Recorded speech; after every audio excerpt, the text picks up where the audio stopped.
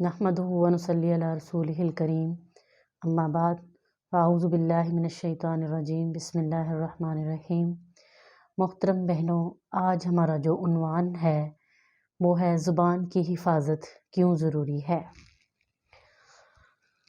अल्लाह ताला ने इंसान को अशरफुल मखलूक़ात बनाया है।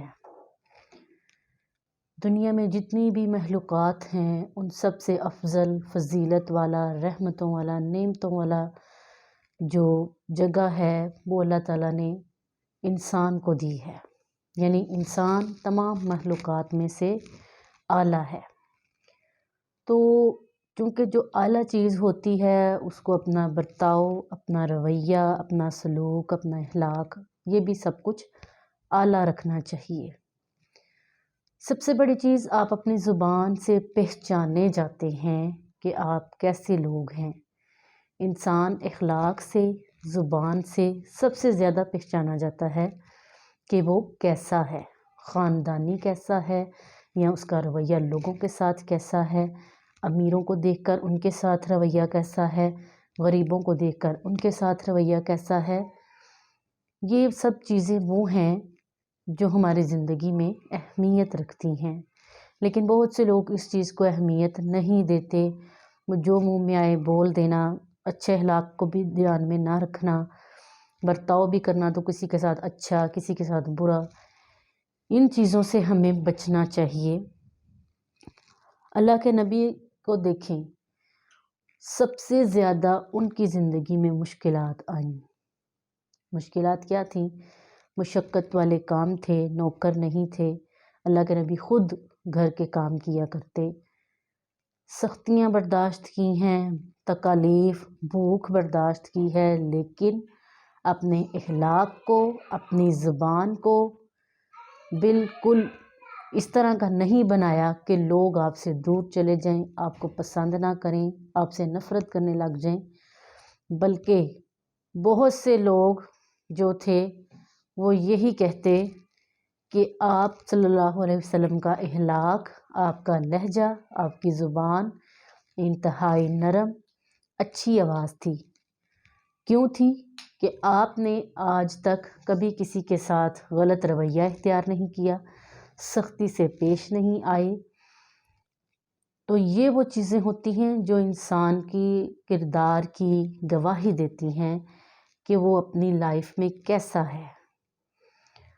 तो हमें क्या करना चाहिए? हमें ये करना चाहिए कि ज़िंदगी में मुश्किलात भी आएँ, मसाइल भी हों, तो अपने अखलाक को, अपनी ज़ुबान को कंट्रोल में रखें।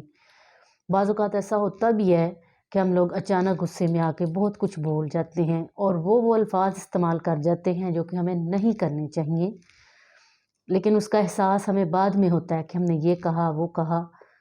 तो सबसे बड़ी कोशिश ये होनी चाहिए कि आप किसी के साथ गुस्सा में हैं या सख्त लहजे में भी बात कर रहे हैं तो अपने अल्फाज के चुनाव में इतना ख्याल ज़रूर रखें कि अगले के ठेस ना पहुँचे।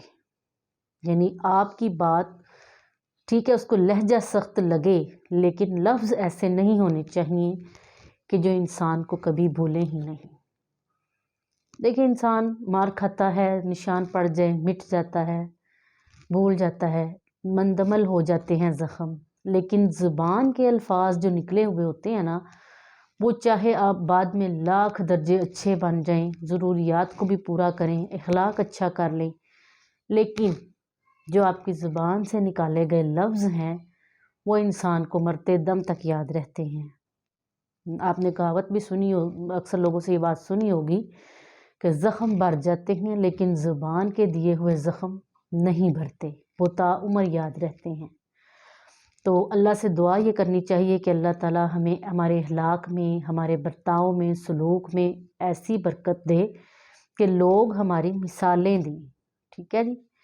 सबसे बेहतरीन कोशिश यही करनी चाहिए कि हर एक के साथ नरम लहजा, अच्छा अखलाक, प्यार से बात करें।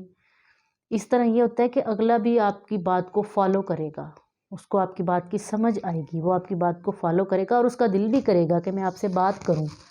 तो अल्लाह से दुआ है कि अल्लाह ताला हमें भी اس طرح کا اچھا اخلاق، اللہ کے نبی کی طرح کا اچھا اخلاق، اچھا سلوک، اچھا برتاؤ کرنے کی توفیق دے۔